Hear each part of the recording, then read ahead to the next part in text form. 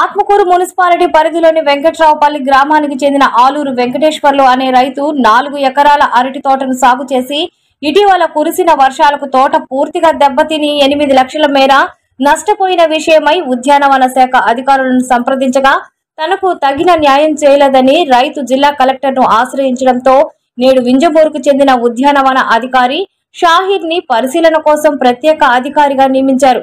దీంతో నేడు అరటి తోటను ఉద్యానవన శాఖ అధికారి షాహీర్, రైతు సంఘం నేత లక్కు కృష్ణ ప్రసాద్, రైతు ఆలూరి వెంకటేశ్వర్లు, వ్యవసాయ శాఖ సిబ్బంది ఇంద్రాణి, రవి తదితరులు తోటను పరిశీలించారు.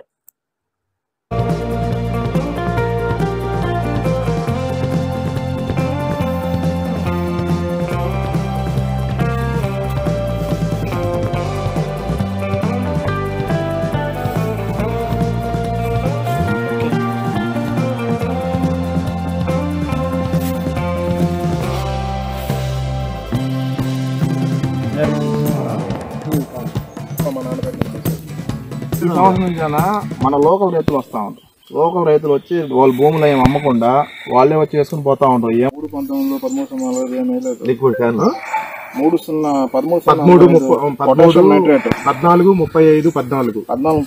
తీసుకున్నారా?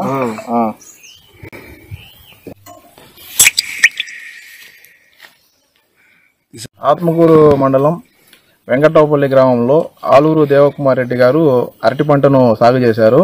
ఇటీవల కురిసిన వర్షాలకి వీరి పంట దెబ్బతినిందని చెప్పేసి స్పందనలో కంప్లైంట్ జరిగింది.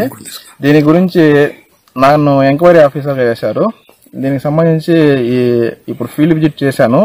దీని తర్వాత తుది నివేదికను జిల్లా ఉద్యానాధికారి గారికి సమర్పించడం జరుగుతుంది.